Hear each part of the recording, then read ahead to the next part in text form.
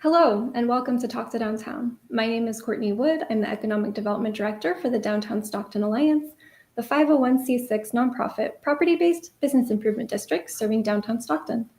This series is intended to connect our business owners, property owners, visitors, and residents with the organizations, people, and resources which impact our community. Today we have special guest, Bill Maxwell. He is the Archives Manager at the Bank of Stockton. We'll begin by having Bill share a little bit about his background and how he came to work at the Archives. Then I'll go through a list of questions I've outlined for him, and at the end we will open it up for viewer questions. So if you do have a question, please type it in as a comment and we will get to it towards the end of the live. Also, thank you everyone for your patience. We were having a little bit of technical difficulties, but we're here and we're ready. So with that, welcome Bill. Thanks so much for being our guest today. I'm excited to chat with you. Please tell us a little bit about your background and how you came to work for the Archives at the Bank of Stockton.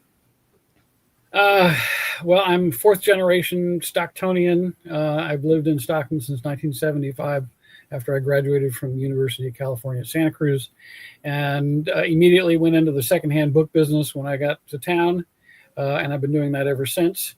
And then I had various stores, bookstores around town, the last one being on the Miracle Mile, Maxwell's bookmark, where Kokoros is now. And I closed that shop in 2003 because the internet had come along and ruined everything. So I became an online bookseller, but quickly realized that I needed to get out of the house. So I started looking around for some sort of outside employment. And I discovered this job as the Archives Manager for the Bank of Stockton, managing their photograph collection and their other bank realia that they've collected over the history of the bank. And I happened to be at the right place at the right time. I outlined the details of all this stuff in my book, which we can talk about a little later. But no, I basically I stumbled onto this gig and negotiated a good deal with the bank. So that was in 2003, and I've been doing it ever since. Awesome. Thank you so much. And can you tell us a bit about the Bank of Stockton itself? You know, it's a historic bank. Can you tell us what makes it unique? The Bank of Stockton is the oldest bank in California, still operating under its original charter from 1867. And it is still family owned and operated. The Eberhardt family has been in charge of the bank now for, I want to say, 90 years. Yeah, because RL was hired in the late 20s. So, it's, and plus we have this collection that I'm the manager of, which is also unique to the bank, to any bank. About the nearest thing would be maybe Wells Fargo's history collection. Bank of America used to have a collection as well, but Bank of Stockton, it's a community bank, and we have been very successful ever since the get-go in 1867, and we continue to be so. Awesome. So very old bank. The same family's been running it for many years, and you get to work in the archive section. So can you please tell us all about the archives? What's involved? What kind of records do you guys have? Tell us about the collection. Well, the core of the collection is the photograph collection. Back in 1990, Bob Eberhardt, who was president of the bank at the time, had the opportunity to buy Leonard Cavello's photo archive. Cavello had been a commercial photographer in Stockton for many, many years and had done work for the Bank of Stockton. And the family, after Leonard passed away, the family came and said, would the bank be interested in purchasing Cavello's 20,000 prints and negatives? And Bob saw an opportunity, and so he bought them. So that is the core of the collection, of the photograph collection. But then also there's, when you've been around since 1867, we have records going all the way back to the founding of the bank. We have documents going back to the 1860s. We have miscellaneous artifacts and things that have been gathered and collected over the years. But my main function is to maintain and provide access to the photograph collection. But there's a myriad of other things in the collection. Very interesting. Yeah, can you tell us more about your duties as the archivist? Well, it's largely to provide access for the bank to utilize the images, and then but I also provide access to the public, because the entire photograph collection and all of the other things that are in the archives have all been cataloged and scanned into a computer database, so that we can access them, the bank can access them, but also the public can come in. Obviously these aren't the financial records, but the photographs and the other documents and things that we have are available and accessible and cataloged. And so it's like, people come in and ask me for photographs, but then also, like right now, the County Museum out of Mickey Grove has a number of documents from our collection on display as part of their 175th anniversary exhibit that they're doing out there. So there's and my job is basically to provide access to the collection. Very cool. And also, I know that. Also grow. Oh, go ahead.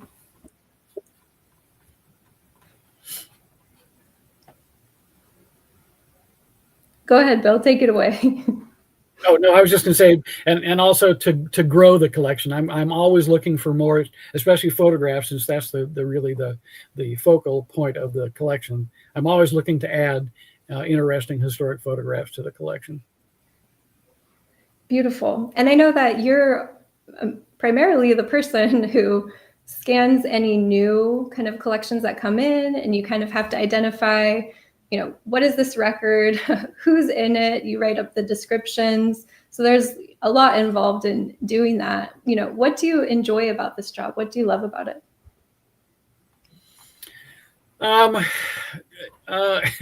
It's part-time. That's part of it. But just the kind of the hunt for new images and different images, and then finding doing the discovery on those images and doing the research and adding details and adding information to the image and to the history and the background of the image. I mean, I love it when I find an old image from the 1900s or the late 1800s, and it's got the description written on the back, as to who, what, when, and where. That's always great, but that's rarely the case. So a lot of the images that I get, I have to do a little bit of detective work, and that's really the part that I enjoy the most. Very cool. How large are the archives now? How many records does the bank have? Well, I looked that up before I came here. So our computer database is basically broken down into 4 parts. There are objects, photographs, books, and archives. And right now we currently have 735 objects cataloged. We have 34,280 photographic catalog entries. Those are just the catalog entries. Many of those entries have multiple images attached to them. So there's well over 40,000 images in the collection. We have a reference library that's 746 volumes, and we have 87 individual archives which have multiple items in each one of those. So although there's only 87 archival records, each of those records has sometimes several hundred items in it, relative to they were either collected together or kind of accumulated together on one particular subject. Very interesting. It sounds like a really extensive collection. What would you say is the oldest item or record in that collection? Well, we have records from the bank going back to the 1860s, 1867, the founding of the bank. But we have photographs going back to 1850, to the earliest days of Stockton. And I think actually probably the oldest item in there is part of the Carson collection that we got several years ago, in that it's got Carson's original Gold Rush diary of him coming around the Horn and coming to California in 1849. But also in the family archive that we got, there's some documents from McHenry Carson's childhood. So those are probably from the 1830s, I guess. But mainly the 1850s is about as far back as we go. And I think you've provided us with some photographs. I'll put this one up if there's anything you want to talk about. Well, that's one of the oldest images of Stockton, and that's from 1850. A photographer was in Stockton for a brief period, and he took this image looking west from the head of the channel, and you can see by 1850 there was already considerable development. There was that big building there on the left. And, when the gold rush came, Stockton became an instant boom town because there were all these gold miners headed through Stockton on their way to the gold fields. So that's one of the earliest images of Stockton.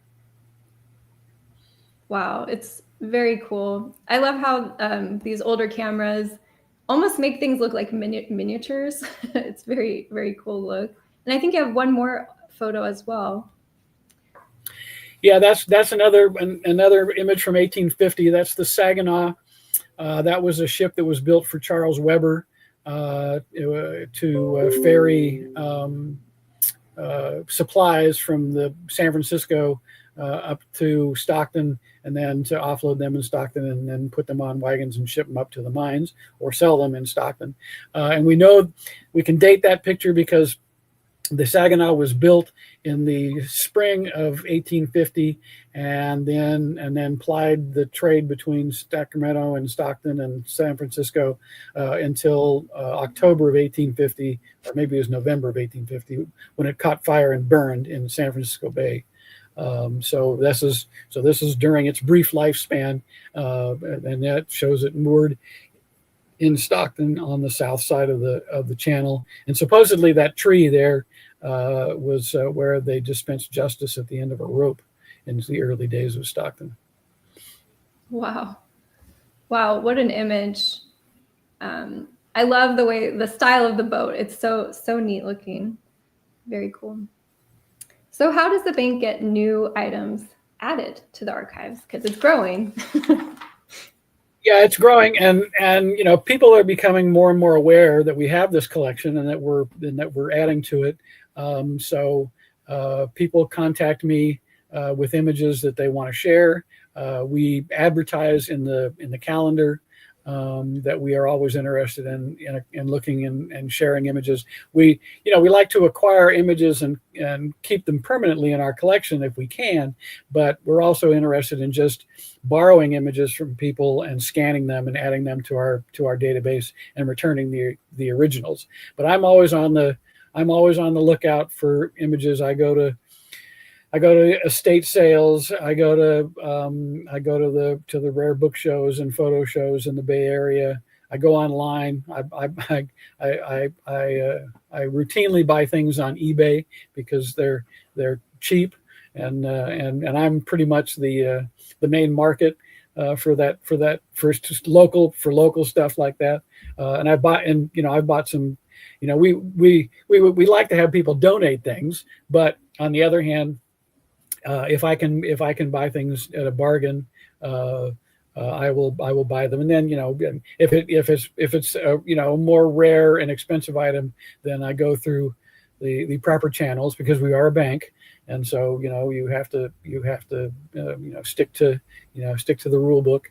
But rarely have the management, the folks across the street, turned me down. I love telling the story about going to a meeting of small archivists, museum archivists in Sacramento, the California Archivist Society or something. And this was years and years ago. And shortly after I'd first started with the bank, and we were going around the room introducing ourselves, and there were all these archivists and people that were operating tiny little museums across the state, and they get to me and I say Bank of Stockton, and they're going, well, what's a bank, got to do with it? And so I explained to them, what we did and the history of the bank and whatnot. And they said, well, what's your budget? And I said, well, I don't have a budget. If I want something, if it's inexpensive, I just buy it and put it on my expense account. If it's more expensive, I call the management, across the street, and their user response is, well, how much is it? I'll tell them what it is and why it's important, and they'll say, well, how much is it? And I'll tell them, and they'll say, oh, just buy it. And when I told that to all these archivists from these small museums, they were so jealous.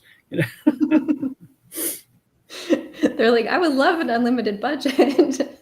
You're like, management, trust me. They know what I'm doing. Well, it's not unlimited, but but I mean, there are specific things that I'm looking for, but no, they have I can't think of an instance when they've turned me down. That's awesome. Are there any photos or records or items that you would really love to get your hands on, that you're looking for, that maybe the bank doesn't have yet, or maybe it's a type of collection that you're trying to grow?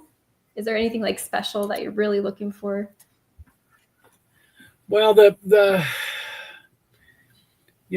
kind of crammed into that room right now. I guess I'm in a windowless room in the bank's operations center. And if I got another large collection, I'd have to get more shelving. But there are a number of collections still out there in the community that hopefully will at some point end up in an institution. Maybe not ours, but Rich Turner's collection is going out to the County Museum at Mickey Grove. And then many of us that are involved in local history are wondering whatever happened to Hubert Miller's collection. He was another commercial photographer, around in the 40s and 50s, and he passed away, and nobody seems to know whatever happened to all of his prints and negatives. Steve Pereira has a huge collection from his career. Tim Ulmer's got he's another guy with a huge collection. And I'm hopeful that that somebody that these guys at some point, who's the other guy? Oh, Henry Payne, that's the other guy. Henry Payne has a wonderful collection of not only of historic photographs but fine art photographs, and hopefully these collections will end up someplace, maybe not with the bank, but will end up being preserved someplace. Definitely, yeah. Hopefully they are not lost to history, and someone can preserve them. And yeah, I had a conversation with Henry Payne about the disposition of his collection, and he's in his 80s now, and his attitude was, yeah, what do I care? I'm going to be dead. Oh no! No, you need to care. So anyway. Think about the future, please. So as you're getting these collections and they're coming in and you're trying to, log them into your system and write up the descriptions, what are some of the biggest challenges that you run into? Well, I see wonderful photographs all the time that I know nothing about. There's I tell everybody, please, if you have photographic prints, even if they're not particularly old, write down on the back who, what, when, and where. And it's going to get a lot worse now that everything is digital, because how many of us bother to go in and label our digital prints? But that's the main challenge, is finding a wonderful photograph and then not being able to come up with any details about who the people are, what the event was. We've had one in our collection for a long time. I think it actually might have been in last year's calendar. Maybe it was in this year's calendar. And it's a group of young women, and it's from the 1890s, a local Spooner photograph. And in the print, it says the Whosoever Club, or the Whosoever Circle. And it's a woman's group. Got no idea who these women are, what their common bond was, Could have been suffragettes, could have been temperance folks, who knows? But so when I run into that, and then when if the management decides that they really want to use that image in the calendar, I have to just kind of invent something, just based upon things that are in the image, or that suppositions that one can maybe make. And that's the magic your best part. guess. Find great photograph information. Yeah. Oh man. So you have records that are relevant to Stockton, to San Joaquin County and other areas, even Napa and Yosemite. But a lot of your photos are specifically focused on downtown Stockton. Can you share with us a couple of your most memorable photos of downtown? Well, my most memorable photos. Well, you just saw the oldest ones. We have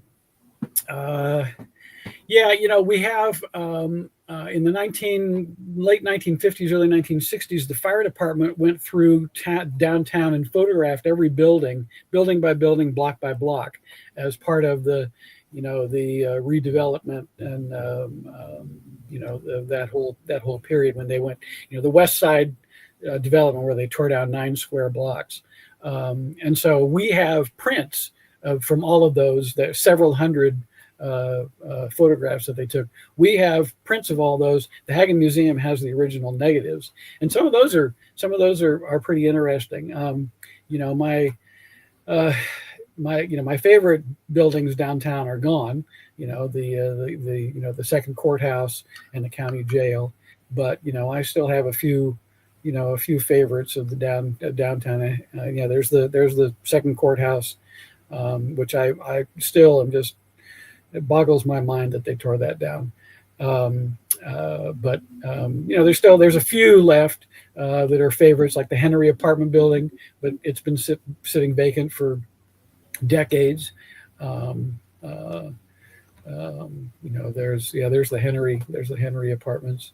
I like the what was originally the Argonaut Hotel over on Weber Avenue, and I like that.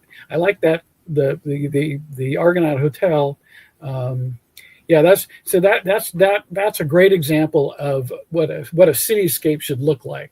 You've got the Hotel Stockton there, built in 1910, there on the far left, and then you've got the Mansion House, which it's got, that's not the original facade. The Mansion House dates back to the 1870s, but that facade was added in the 1940s, kind of Art Deco. And then you've got the Argonaut Hotel, which dates back to the 1800s. Used to have more stuff there on the top, but apparently some of it fell off during the 1906 earthquake, so they took off some of the top part. But then right next door is this classic Art Deco building, which is just a wonderful little gem downtown. Unfortunately, part of it has been the right-hand part has been, the facade has been changed, and then obviously the building there onto the right is gone, because that's where the Zeider folks are now.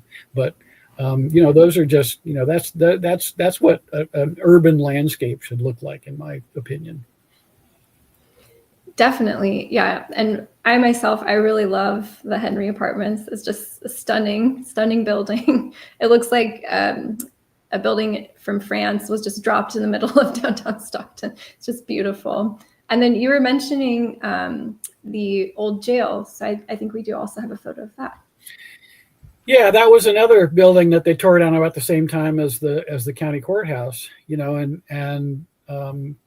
when the sheriff moved out of there and moved down to French Camp, when they vacated that building, somebody told me that you could have put a velvet rope across the front door and charged admission to get in.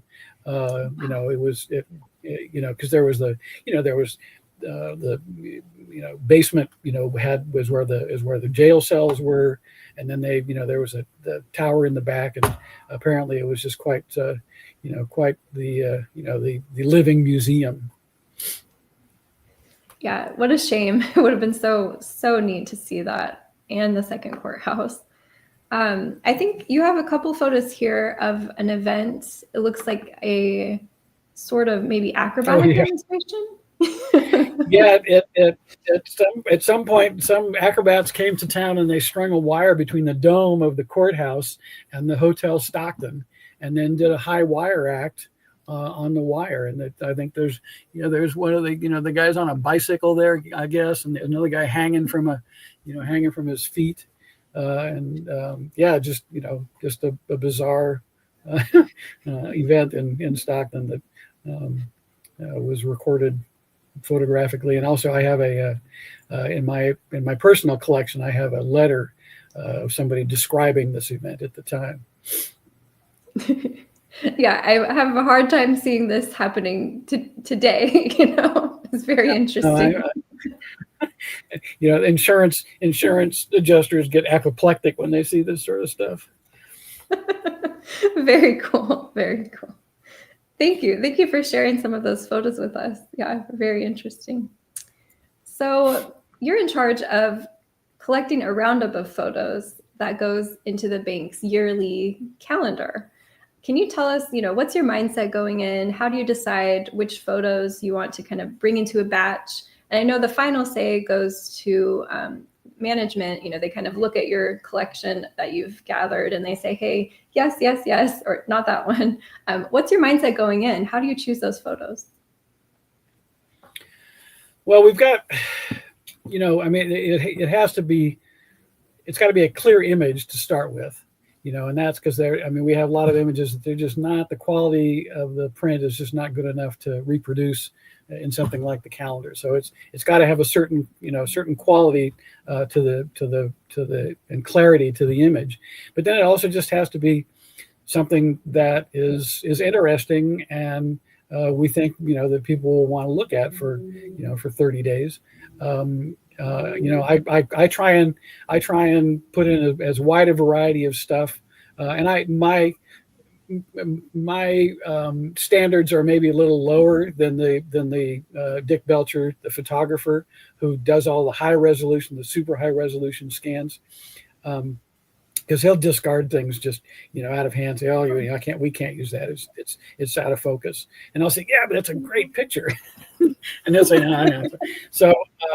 So that's the main thing, and then it's just is it an interesting image, and is there enough going on in the image to engage the viewer, and is there an interesting backstory? That's Doug Eberhardt, the current president. That's his thing. He's well, what's the story behind this picture, and sometimes we don't know anything. Like the ladies group, it's a great picture. We've used it in the calendar, but man, I had to scratch and come up with some kind of text to go along with it. So that's always a big part of the criteria is having there be a backstory and an interesting story behind the image. Very, very cool. What can you tell us about the upcoming calendar? Well, I wish it were out by now. It's in the works. The images have been chosen. I'm hoping that it's a printer, and but they changed a number of images at the very last minute. Because I was out of town. I was in Turkey for almost all of September, and I thought we had chosen all the images before I left. With a few, but also with a few, selections that could be, if they didn't like them, they could slip those in there somewhere. But then I get back, and all of a sudden there's new things have been added into the mix. So, but the final 12 have been chosen. I'm hoping that it's at the printer, and you'll have it when I've got it. and we used to mail them out back in the day. The bank would mail them out, but we were printing like 20 or 30,000 copies, and wow. These are not cheap. And we were using color back then. Doug Eberhardt, the current president, he doesn't like the color. He doesn't like them colorized. He just, these are black and white photographs. Let's keep them black and white, or, some kind of sepia tone.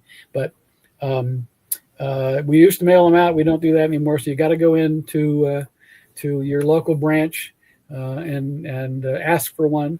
I think they should just put stacks of them out and let you take as many as you want, because when they come out, I personally latch on to one or two boxes full. There's probably 50, 70 to a box, and I give them to all of my friends and relatives. I carry a box around in the back of my car, and anytime I go somewhere, and I just say, here, have a Bank of Stockton calendar. That's very cool. And so the calendars are free then. Anyone can go and ask for one? Yep. Just go, they're like I said, they're not out yet. Hopefully they'll be out sometime soon. I haven't talked to Angela Brusso at the marketing department to get a date as to when they're projected to be out, but hopefully they will be out within the next few weeks.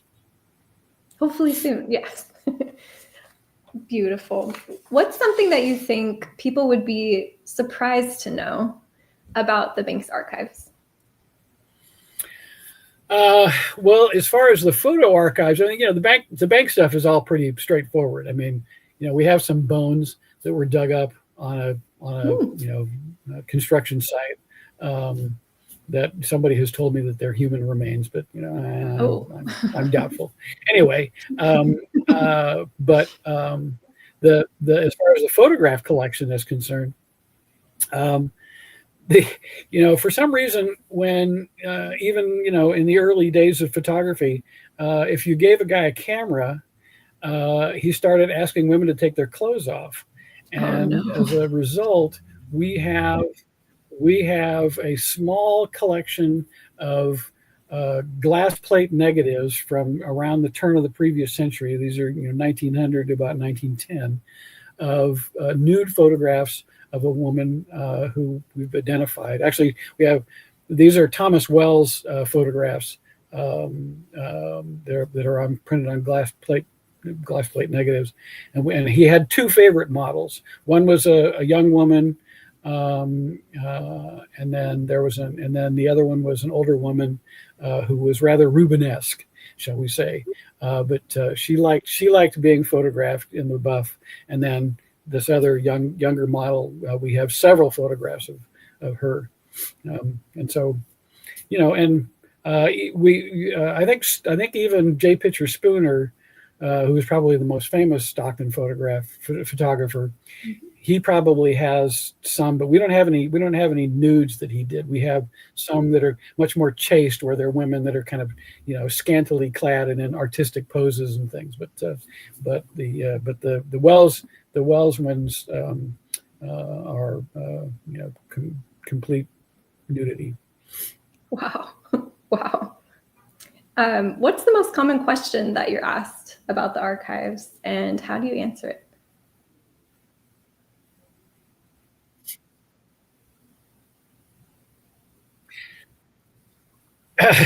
Well, the most common question is, do you have a picture of my house? And it's like, well, maybe, but the nice thing is that all I got to do is type in the address, and I can tell them right away whether we have one or not. But it's like, well, there needs to be a compelling reason why there would be a photograph of your house. Maybe it's architecturally significant, but more probably likely is that there was a crime committed there, or there was an auto accident in front of it, because we have part of Cavello's collection was he was an evidence photographer for the sheriff. So we have several hundred photographs of that he took at auto accidents and train wrecks and all of this sort of stuff. And I'm currently cataloging a bunch of police evidence photographs from the 1960s up through the 1970s, and it's the same thing. It's they're mostly auto accidents or burglaries, and so the auto accidents, a lot of times you can see the houses in the background. They'll show the intersection, and you can see all the houses, and so their house may turn out photographs, but unless there's some compelling reason to a person have taken a photograph of the house, then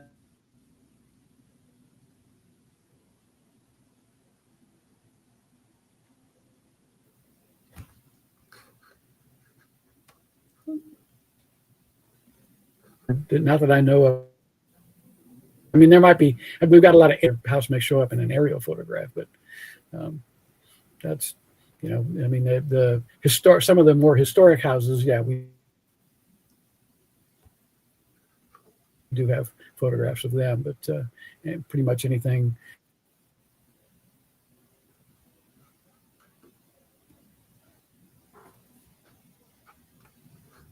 Gotcha. So, okay. So no photos of, not photos of everyone's house, but if your house is historic, more likely, or possibly if there had been some kind of crime committed around it or some kind of accident, possible. Interesting. If someone is curious about looking through the archives themselves or kind of getting in touch with you, maybe they have a project that they need a specific photo for, or maybe they just are curious and they want to just look around and browse, how can they get in touch with you? Well, I am at the bank Monday through Thursday from 10 a.m. to 3 p.m. I'm home now because the bank computers don't have cameras on them for security reasons. But they can contact me at the bank at wmaxwell@bankofstockton.com, or they can, if they call the bank and ask for me, they'll put them in touch with me. Because we've got a customer service line and they all know me, so they can connect you with me. I am, like I said, I'm down there Monday through Thursday, 10 to 3. I'm in a secure building. I'm in the bank's operations center, which is the old Rennie Buick building at Sutter and Minor. And you can make an appointment to come in and see me. And we have a separate workstation where you can look at all 40,000+ images in the collection. We make, we can make prints and scans and do all that stuff. But you have to make an appointment to come down. The stuff is not available online. We're kind of proprietary about that, but it's all, it's just a matter of coming in, and you, as you well know, you've spent many hours down there on that workstation going through the collection. Very true. Can you tell us, is there any sort of cost associated with coming in to look or in getting copies of the photos once they've found something that they like? Yeah, we're not necessarily a cash point for the bank, but we do charge for our prints and our scans, but it's a nominal fee. It's like $5 for a print and $15 for a scan, but the calendars are free. But and the only time that I charge for my time is that if somebody like from back east or something wants me to do research for them, then I might charge them for my time. But the program that we use, Past Perfect program, is so easy to use that usually it's, if they ask me about something, it's clickety click and I can tell them yes or no. We either have it or not.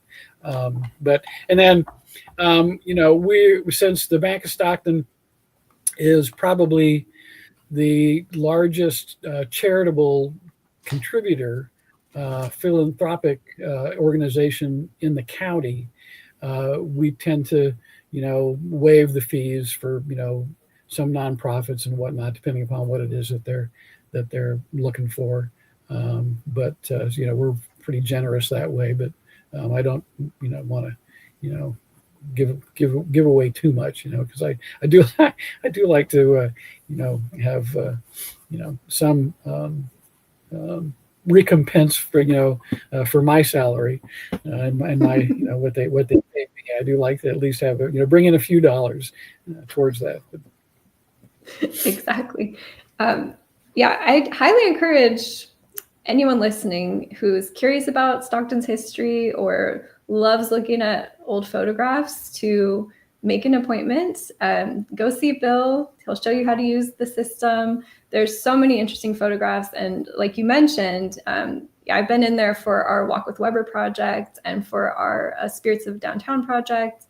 And You go in there and maybe I had a particular goal of what I'm looking for, but then as you're looking, you see all these other really interesting photographs and images that, you might go off on a little bit of a tangent saying, oh, wow, that's interesting. There's just so much to see. It's a really cool experience. So, stop by, visit Bill, make an appointment with him. Really cool. Yeah, I routinely find myself going down a rabbit hole on some image. It's like, oh, who's this guy? Oh, and what's this going on in here? And so the next thing you know, you're off on some strange tangent. Yeah. You have to. So for you, what's the most rewarding aspect of your job? Being able to add, historical data to these images, and also just knowing that these images are going to be preserved in perpetuity. But the most satisfying part is being able to look at an image and go, okay, what's going on here? What does this mean? I bought an image at one of the rare book shows a couple of years ago, and it was by it had the imprint of an Oakdale photographer on it, and it was two uniformed officers standing in front of a 1930s automobile, but knew nothing about it. And I contacted the folks at the Oakdale Museum, and asked them about it, and they couldn't shed any light on it. So I started, researching. The guys were wearing, they were all wearing caps. They were in uniform, and with knee-high boots and khaki shirts and pants. But they were wearing these caps, and there was a symbol on the cap. And so, God love the internet. If it weren't for the internet, I'd be wearing a path between my office and the public library. But so I searched for this symbol, this emblem on the internet, and then also on the car, you could only see part of the door of the car, and you could see that there was a symbol painted on the door. And so through being able to decipher what was written on the door and the symbol on their caps, I discovered that these were highway patrol from the 1930s.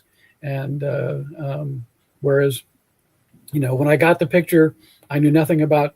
Unfortunately, I still can't identify who the two guys are, but just by ferreting out little tiny details, I was able to determine that these were two highway patrol and standing next to their patrol car, which I thought was kind of cool. Yeah, it is. It's like being a detective, taking little things in the image and trying to find out, what does this mean? What can this tell me? It's such a cool aspect of what you do. Why do you think maintaining these archives is important, in your own words? Well, we're preserving history, and the thing, and plus these are, while they're black and white, the older ones are all black and white. This is what life was actually looked like back in those days. You didn't have Photoshop, you didn't have all of the bells and whistles that we have now. So that now you can't believe your eyes anymore. Whereas back then, this is an accurate portrayal of that particular place at that particular time, and those particular individuals. And that stuff it's important to preserve that stuff. So much of it has been lost and will continue to be lost. But the fact that we can, that me and a few other folks are actively trying to preserve this stuff is, it's important. I mean, it's important that it be preserved. 100% agree with you. It's just so important to hold on to what we have, because once it's gone, it's gone. It's not like you can, regenerate an old photo. It can't happen. So it's really cool work that you're doing. So since you're the archivist and archives manager, what are your goals for the archives? Do you have any kind of long-term plans for the archives themselves? Well, I mean, my job is mainly just to maintain the collection and to grow the collection, and preserve the, these historic images. I don't really, I can't say that I really have any singular goal out there other than retirement. I suppose that, heaven forbid, that the Bank of Stockton should ever be bought up by a larger bank. I'd be the first guy to get a pink slip. But I, at the same time, I could also negotiate the sale of that collection, because probably if a big bank took over the Bank of Stockton, they probably wouldn't care about the photograph collection. But I could negotiate a pretty good price for that collection with one of the online photo archives that exist out there, because it's a significant collection, and it's a unique collection. We've got, along with all of the evidence photographs, Covello was also the official photographer for the Stockton Civic Theater and for the San Joaquin County Fair. And this was all in the 50s and 60s, up into the 70s. And so we have hundreds of photographs taken at the fair, taken at the Civic Theater, which is another unique aspect to the collection. But it's just, the ultimate goal is just to preserve this stuff and have it to be available for the coming generations. Amazing. And speaking of retirement, do you have any job openings or volunteer opportunities available in the archives? Not at present. Every time I mention that I might want to retire, my boss just kind of looks at me with terror in her eyes. And the thing is that it's and I'm probably shouldn't be saying this, but it's not a difficult job. The program that we've got, and now that everything's been loaded into the software, is very user friendly, and it's the job is basically just knowing where to go look. And although the reason that they hired me initially was because I had a lot of institutional knowledge on the history of Stockton, and I knew a lot of people in town. So that was a unique asset that I brought with me. But I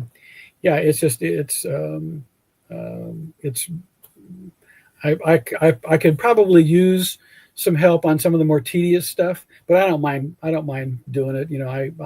I'd rather be doing some of this stuff myself than have to be supervising somebody else. I've been self-employed pretty until I got this gig.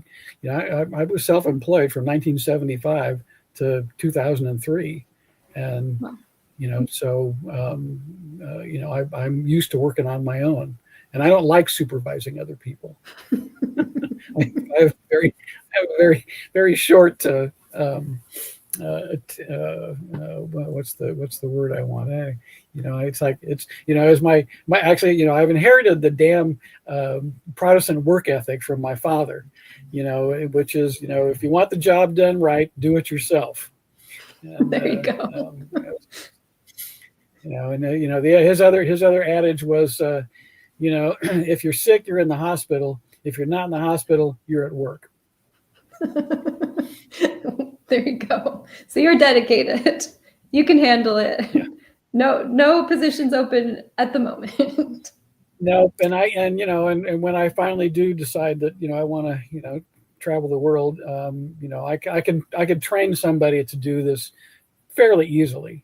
It's like I said, all the heavy lifting has been done by my predecessors. Leslie Crowe, who was the first person to have this job, she and some other folks from UOP, they did all the heavy lifting, and they cataloged everything and did all the original scanning. and created the original database. And so by the time I came on the scene, it was pretty much a piece of cake. Awesome. So a lot of these questions have been about, being an archivist, about the archives themselves. But now I want to shift gears a little more into downtown Stockton. So what do you love about downtown Stockton? You've worked here for a long time. What are some things you love about it? Well, it's kind of one of those love-hate relationships. I love the fact that it's a a varied cityscape, and I walk around downtown every day, around the lunch hour. I take my apple and I stroll through the downtown and try and see what's going on.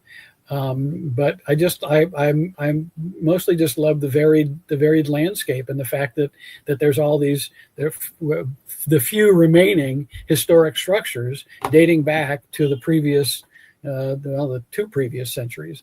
There's still a few buildings remaining from the 1870s, and then you have like that one photograph showing everything, the Hotel Stockton and the Argonaut Hotel, and the other, just the varied the varied landscape that there is downtown. I wish there were more people. There's that's one of the maddening things about downtown is that there's all this potential that's just sitting there, as Bill Clinton once said, it's like a bird nest on the ground, and it just is. There's all this potential, but requires a lot of money and political will. But no, this is the only city that I've ever lived in. So I did. We kind of lived in San Francisco for a few months when our son was in the hospital over there, but but after that, we were kind of couch surfing and staying in hotels and staying in people's apartments and whatnot. But we were right in on the edge of the Tenderloin, and the hospital's on Hyde Street, and we really got tired of San Francisco really fast. It was just too many people, too much traffic. I wish there were more people downtown Stockton, but it may eventually turn around. We'll just have to wait and see. I hope I live long enough. Yes, that's what we're hoping for. More investment, more people, more businesses. So when you're walking around, you're mentioning there are still some historic buildings here. Are there any streets or corners which you would say look practically the same as they did maybe a century ago, or they could be a step back in time for someone? Which streets would they be? Well, I love that block on Weber there, where with the Argonaut Hotel, but across the street is the courthouse. So it's only the one side of the street, and the other block that's like that is just the 2 blocks up Weber Avenue, and that's the 400 block of Weber. On the south side of the street, you've got the old Elks Club building there on the corner, and then there's an empty lot where there was a smaller little building and then you've got the Kendall building, and then the St. Lee, and then there's another smaller little building that was a commercial spot, and then the St. Leo on the next corner, and there's the Kendall building. The little building there on the left is still there. The one on the right is gone, but then you've got the side of the Elks building there with the big sign painted on it, and that little building there that to the right of the Kendall building. It was a popular dance hall back in the day. It had ground floor retail, but then the second floor was a dance hall. That's one of the other things. The other unique thing about the Bank of Stockton's photograph collection is that Leonard Cavello was a musician before he was a photographer, And so he, amongst his photographs that he collected, were photographs of local musicians and nightclubs and music venues. So we have several hundred photographs in that area that don't exist anywhere else. And it's surprising the vibrant musical community and music scene that there was in downtown Stockton. Mattioni's was a nightclub that was very popular, and that actually building is still there on California Street. Yeah, that's the one block where the buildings still go back to the early part of the 2000s. The Kendall building there was built in 90 days. Wow. Which is pretty amazing. And God, I hope that somebody comes along and preserves it and redevelops it into, it's got a big open floor plan, and I thought it would have been perfect for like live work lofts, but it might even be too big for that.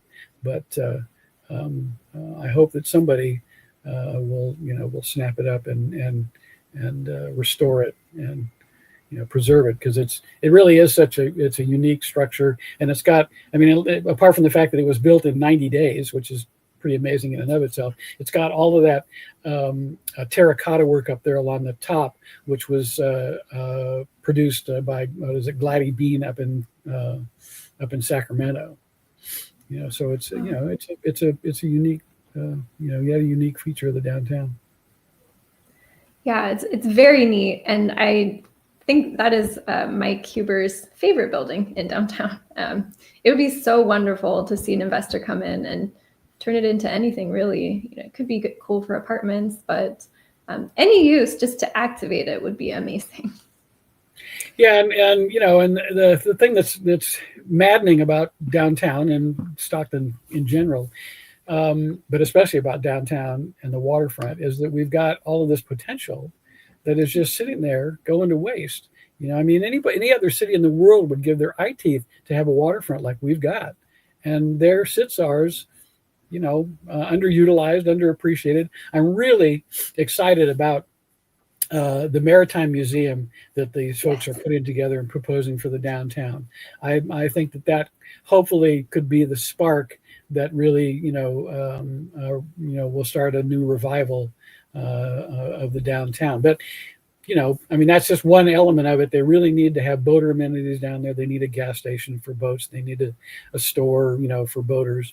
But they also need more housing. And that's one of those things that I just, drives me nuts, is that there's buildings down there like the Henry Apartments, like the Kendall building, like the home apartment buildings up on El Dorado Street that are vacant and had been vacant for years and years and are quietly deteriorating.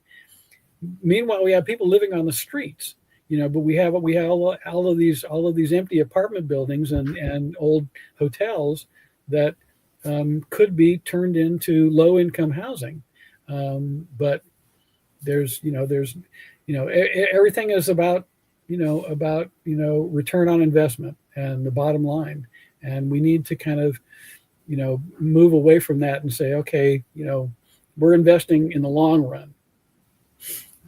You're so right. You're so right about that.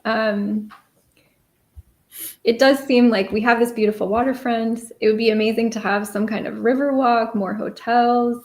We just really need that investment and also support from local agencies to kind of make that happen, I think. So we can only hope. Hopefully in the next 20 years, we see a difference, 100%. Well, I'll be in my 90s at that point. So watching it happen. So how does it feel to walk around downtown today after seeing all of these images of what it's looked like throughout the past? What is that like for you? Like I said, it's maddening in that I see this, all of this potential that is there. And I just wonder, and unfortunately, I don't have any money. So, I keep thinking, well, why can't these tech bros, billionaires that want to build a city out by, from scratch out by Rio Vista, why don't they come down here, come to Stockton and just buy, 5 or 10 square blocks of downtown Stockton. The infrastructure is already there, and rehabilitate these historic structures. But it's just that's but and then I walk by the Fox Theater, and it'll always be the Fox Theater as far as I'm concerned. And I see what's that's really that was supposed to be kind of the spark that ignited more development downtown. It hasn't really worked out that way, but that's one of that's in my humble opinion, that's the best $8 or $9 million that the city ever spent restoring that building. And thankfully, the Merlot family, kept it from the wreckers ball because the city was prepared to tear it down. Ralph Lee White famously said, just tear that ragged old building down, and they were going to make a parking lot out of it. And luckily, the Merlot stepped in and bought it, and then deeded it over to the city. I think that's how it worked. That's really, that's a shining example of what we can do if there's political will. Definitely. So we've talked about your favorite buildings downtown. You've talked about kind of what it's like to walk around now, seeing some of these buildings that are still here, some which are, they've been restored, they look great, and others which could use some attention and investment and love. Can you talk about, what are some of your favorite lunch spots in downtown in present day? Well, I don't often eat lunch downtown because I'm only there from 10 to 3, so I usually just wait and eat when I get home. But if if I want a sandwich, I go to Tom's Cafe or Tom's Market over on California Street, which is really old school. And then if I want something if I want a sandwich a little more upscale, I'll go to Orlando's over on Hunter Street. But probably my favorite spot to get something to eat and get my nose wet is Cast Iron over there on San Joaquin Street, because it's they got a good selection of beer, they've got interesting stuff on the menu, so that's the place that I will return to whenever I get the chance. I like the Fed. I've eaten at the Fed a couple of times, but their target demographic ain't me. But the couple of times that I've eaten there, the food was great. It was so yeah. Great choices, great shout outs. Some of my favorites too. I love to go to Orlando's for salads, really good. So we're coming kind of towards the end of the list of my questions. If there are any audience questions, be sure that you type it in so that you have a chance to ask Bill. But for those of you who don't know, Downtown Stockton is home to a nonprofit publisher, Tuliberg Press, and you've actually published a book through them, Bill, and it's called Booklegger. Can you tell us about the book? I have it right here. Yeah, tell us about it. What inspired you to write it, and where can people access it? Well, you can get it from Tuliberg, or you can get it from Mr. Otto's bookstore on Miracle Mile. Also, the Hagen Museum store has it. The County Museum store out of Mickey Grove has it as well. There were copies at the Friends of the Library bookstore out on Hammer Lane. Basically, somebody said that there's a book in each one of us, and this is mine. I started out wanting to write, thinking that I wanted to write a history of booksellers in Stockton, because Stockton has a long and rich history of book dealers going back to the 1850s. The first one shows up in the city directory in 1852. And so then I thought, well, that's going to be not a very long book, but and I'm going to be really the only person that cares. So what can I do? How can I tart it up a bit? And so I thought, well, I could like have it be kind of part fiction, and I could trace a single book from its printing in the 1850s up all the way through the modern day, and follow its path, follow its course as it goes from hand to hand, from bookstore to bookstore. And then and so I started writing that, and quickly realized that I'm not particularly creative as far as writing fiction is concerned. So eventually I just settled upon, they say, write what you know. Well, the only thing that I really know is the book business, because I started, I got hired on immediately at the Harvard bookstore at 715 East Main, the heart of Skid Row, 2 weeks out of college. And I've been doing it ever since. I still sell books on the internet and at rare book shows.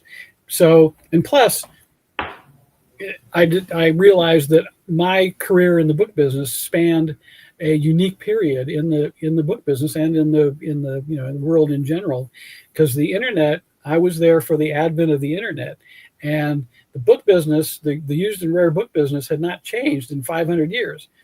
And then the internet comes along and changes everything. And, suddenly books that used to be rare and that you might search for months or weeks or years for a copy, going to secondhand bookstores, all over the country, or advertising in the trade journals that you were looking for a copy. Now, just you go online and poof, you like, here's 200 copies listed online, sometimes starting at $1, and so that whole unique period where I describe all of that in my book. Plus, Stockton went through a unique period at that point as well, because when I first started at the Harvard bookstore at 715 East Main, it was 1975, and that whole block was vibrant.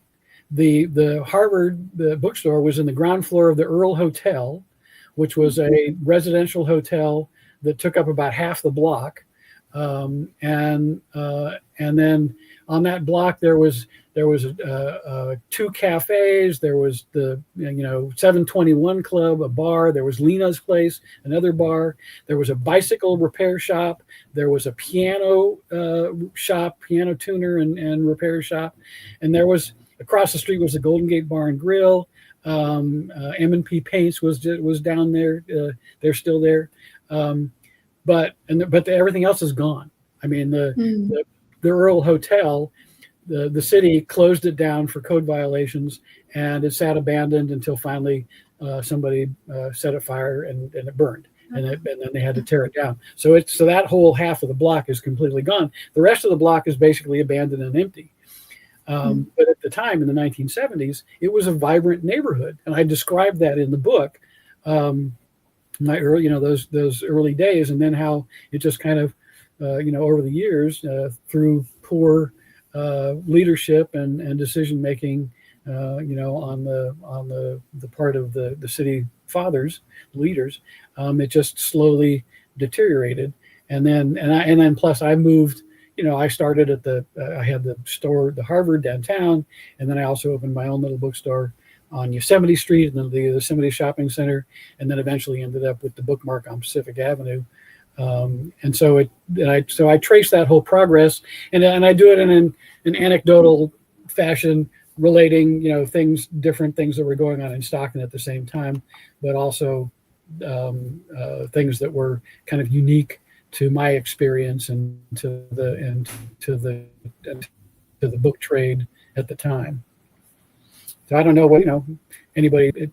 I've read a lot of these similar books myself about other people in the book trade, and I find them interesting. So I thought, okay, well, I'll toss my hat in the ring and contribute. And the people in the book trade that I know that know me personally and that have read it have all been very complimentary.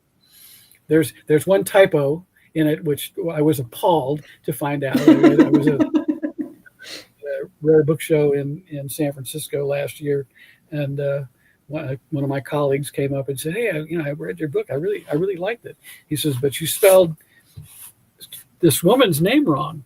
And I went, "No." Oh, no. Oh, no.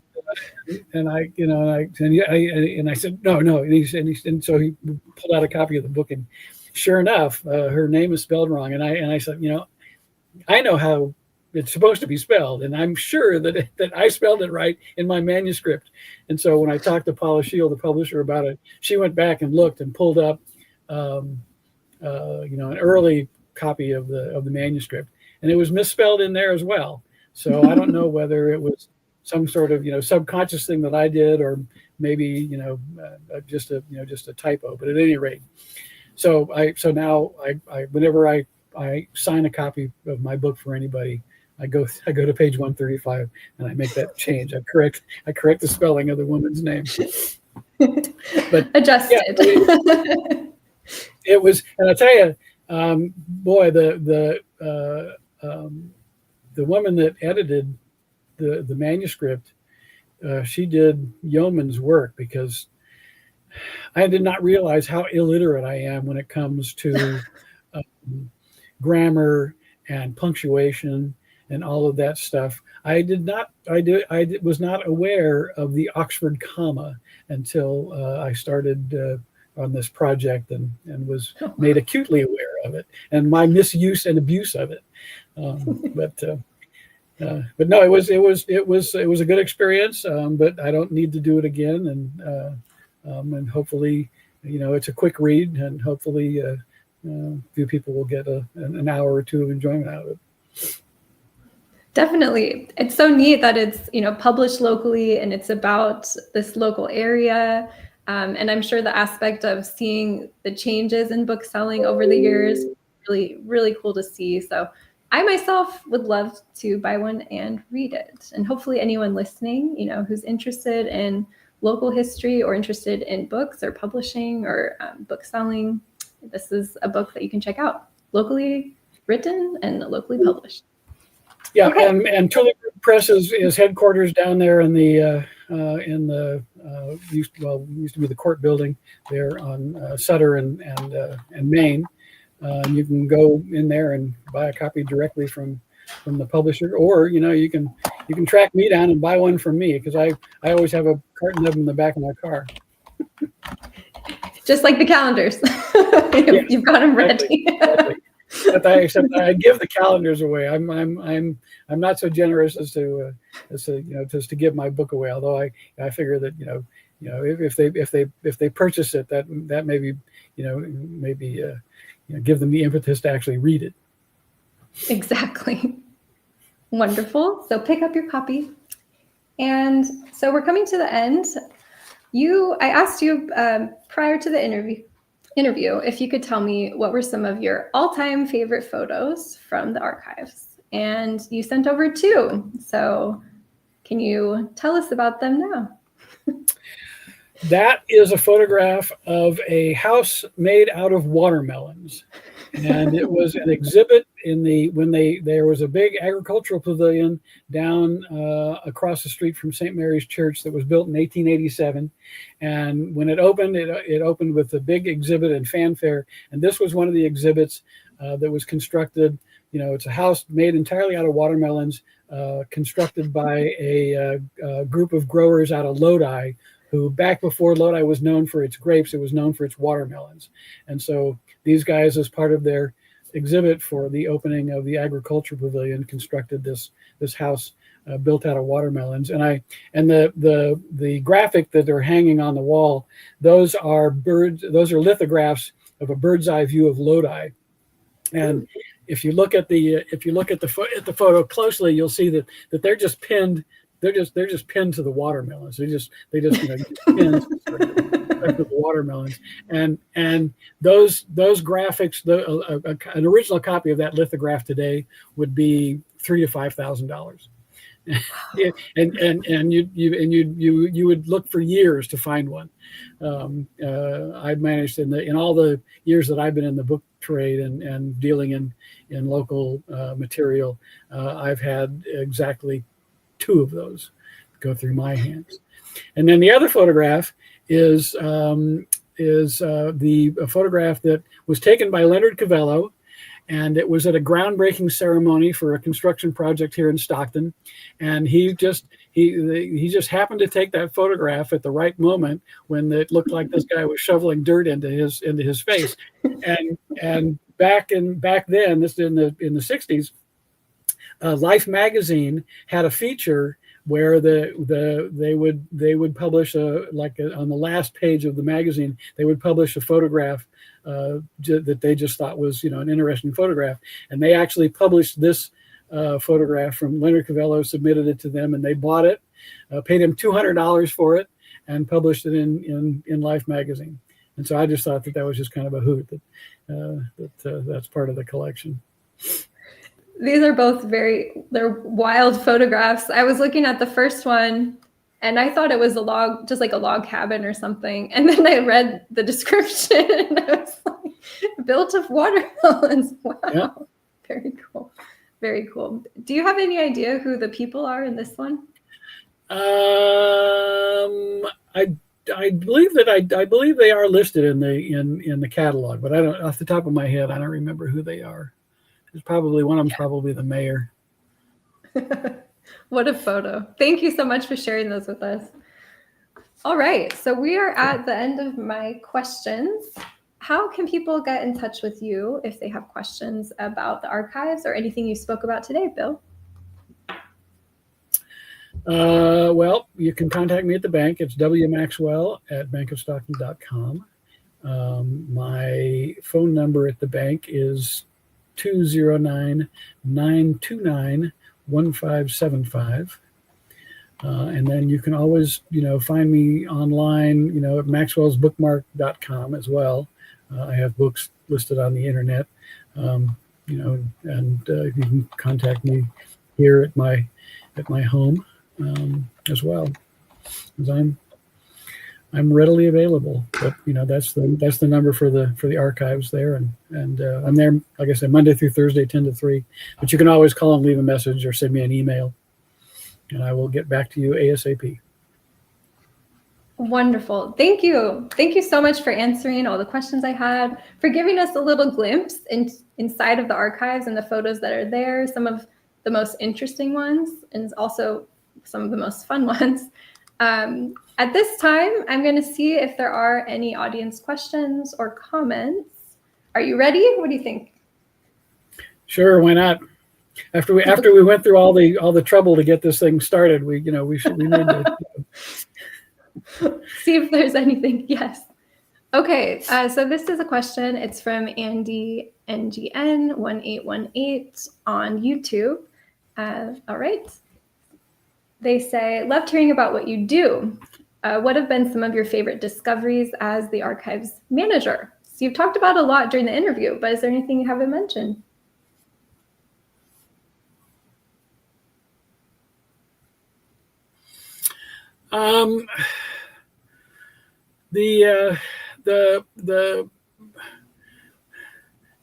Just finding out all the different elements that are in the collection, the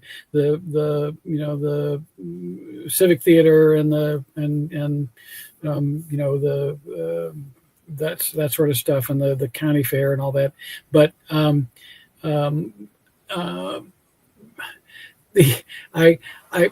several years ago, and one of the evidence photographers at the police department called me and said, we're cleaning house over here and we have several thousand 4x5 film negatives that are evidence photographs and mugshots. Would the bank be interested in those? And I said, well, let me come over and take a look. And so I wound up going through several thousand of these evidence photographs. And again, it's things like, auto accidents and burglaries and whatnot. They wouldn't give me they wouldn't let me see the goopy stuff, the murders and that sort of stuff. But I wound up taking several thousand of these that I could identify where they were taken by either a street sign or a building. They would only give me the dates. I took all the mugshots because there was thousands of them, and I couldn't see them go into the landfill. So I'm kind of just storing those. But the cool thing about the discoveries about going through all of these, I'm currently scanning the evidence photographs from the 1960s and 70s, and And I just love the discovery of finding these pictures of these neighborhoods that don't exist anymore, and these buildings and businesses that don't exist. It's kind of sad in a way that you see these how there were all these vibrant small businesses on a street that now don't exist anymore. Either they've been either closed up and shuttered, or the chains have taken over. The chain stores have taken over and run them out of business. But just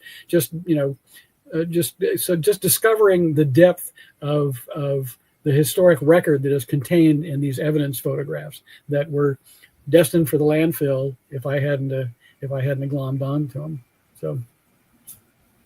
Yeah, really interesting. I don't know if that answers the question or not, but I think it does. That sounds like such a neat discovery, such a neat collection too, to add to the bank and what you have there.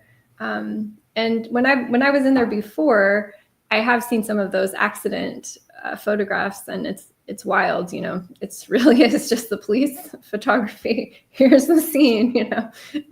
It's really interesting to see and look at. Okay, I'm doing a scan to see if we've got any other questions. Okay, I don't see any at the moment. So then I want to remind everyone that this video, we've been streaming live on Facebook, YouTube, and LinkedIn, where we are at Downtown Stockton. But the video will remain there. So if you weren't able to catch us live, you can rewatch this at any time. It'll be up on those platforms. You can also share it with people who you think might learn something, or who are interested in Stockton history, or just interested in historic photographs. And before we close out, I want to ask, is there anything that you think you want to share with people, that you want viewers to know about the archives, the work that you do, or about Downtown Stockton before we close out? Or do you have a call to action? A call to action. Rouse the rabble.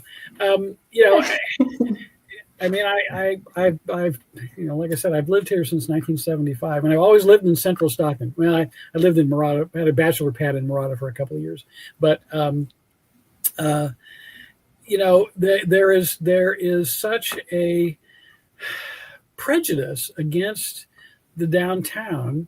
That actually not even just the downtown, Central Stockton. I mean, there are people that won't venture south of the Calaveras River because they're afraid.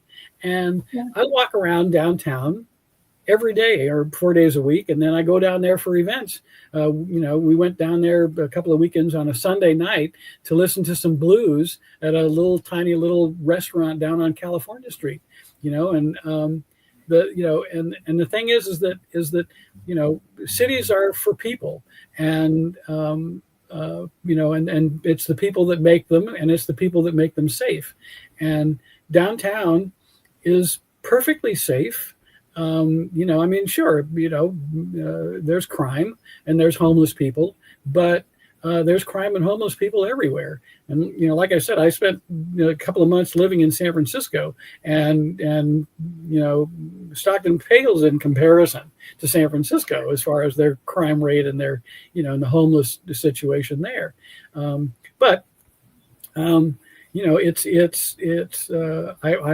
really looking forward to there being a more active and vibrant